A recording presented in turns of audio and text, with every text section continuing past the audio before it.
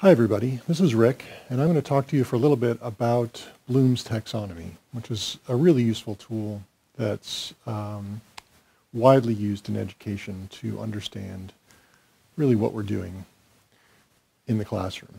So as we think about how to improve student learning, one of the questions that we ask ourselves is, what do we expect or intend students to learn as a result of instruction? So really, what's going on in here is the question.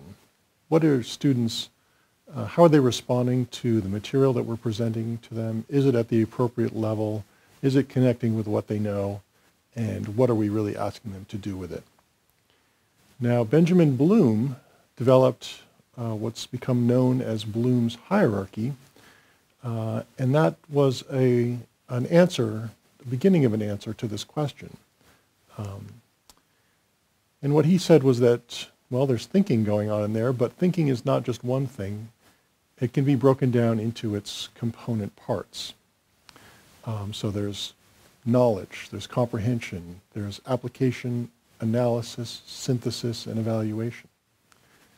And he also said that those parts were not all equal, that some preceded others or were dependent on others.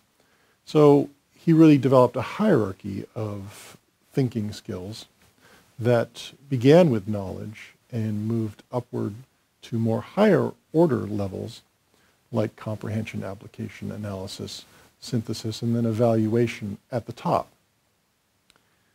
Now, Bloom's taxonomy, it appears in many different forms and visual representations. This is the form that Bloom used, and it has sort of an implicit judgment about the distribution of time or emphasis on different kinds of thinking skills.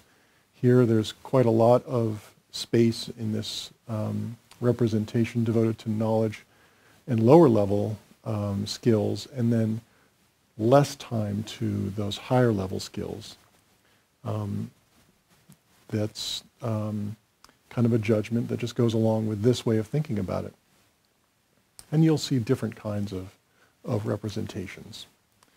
Now, in 2001, there was a revised taxonomy that was developed that shifted the emphasis a little bit from nouns to verbs to more active language.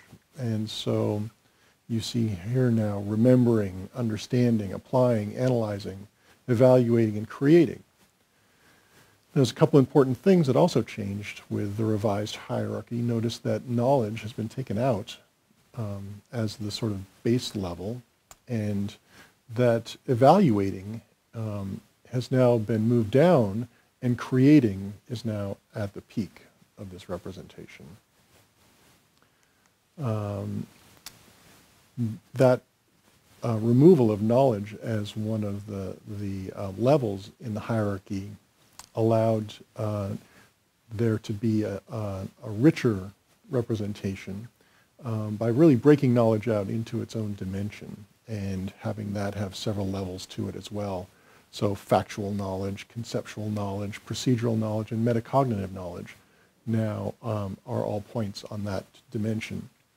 And so those can cross-classify with the standard sort of taxonomy that we see represented in the pyramid to give you a more articulated sort of understanding of what these different kinds of thinking are, with the most higher order thinking being down here in the category of creation and metacognitive. So, other representations, this is one that includes a lot of the vocabulary associated with the various levels and doesn't have that sort of pyramid shape to it. It's a little bit more democratic in terms of the distribution of thinking skills, but it's just a different way to think about the kinds of things that we're asking students to do in the classroom. So what's the hierarchy good for? Well, one thing it does is give us a common language and a shared vocabulary for talking about what we're doing in a classroom. and differentiating the different kinds of activities that we're and goals that we have set for a particular curriculum.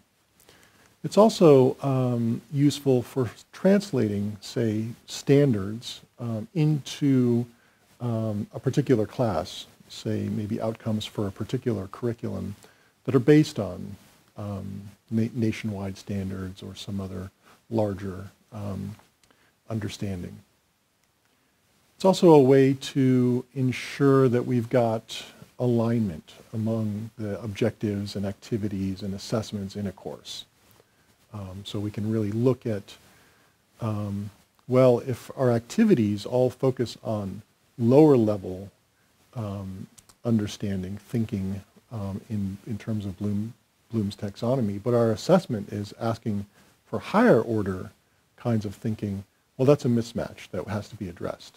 And the taxonomy can help us do that. And then it can also sort of help us think about what are we doing and not doing in a course. So what are the opportunity costs that are associated with making particular choices about what we're teaching in a course? Are there things that perhaps we should be paying attention to that we're not, or devoting some time to? Gives us a way of seeing that, and I'll show you an example of that.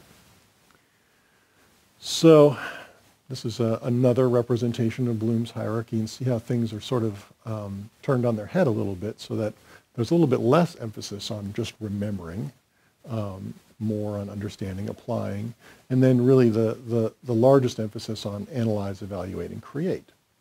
It's just a different way of visually organizing these different levels.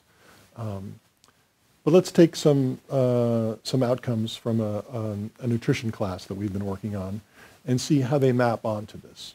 So one outcome that we might have for this class is that students should be able to remember and understand the importance of basic nutrients. And that falls into fairly low-level activities in terms of Bloom's taxonomy.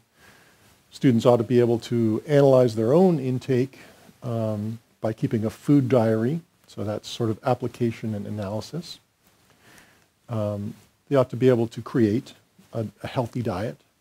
And they ought to be able to evaluate the appropriateness of a diet, especially for people that have different kinds of needs. So you can see how we've covered different parts of Bloom's taxonomy with these outcomes. Now, given the two-dimensional representation that we looked at before, you can really map this out and sort of see how the activities and the choices that you've made for your course map onto these different kinds of knowledge. So here we've got our basic level activities here of remember and understand, basic nutrients, apply and analyze using some factual and conceptual knowledge in terms of our own diet, one's own diet. Being able to create a diet might involve some of these higher level activities, and then also to be able to evaluate a diet for people with different kinds of needs might involve these. So you can see you've got sort of an array of different activities. They hit a lot of the different points in this matrix, and but you also can see that, well, we've left these out. Should we be paying attention to those? Is there something that we're missing here that we ought to include? So it gives you a good understanding of what you're doing in the classroom and what you're asking students to get and understand and to be able to reproduce and demonstrate. So that's Bloom's hierarchy. There's a lot of resources available on the web, and so give it a look, and thank you.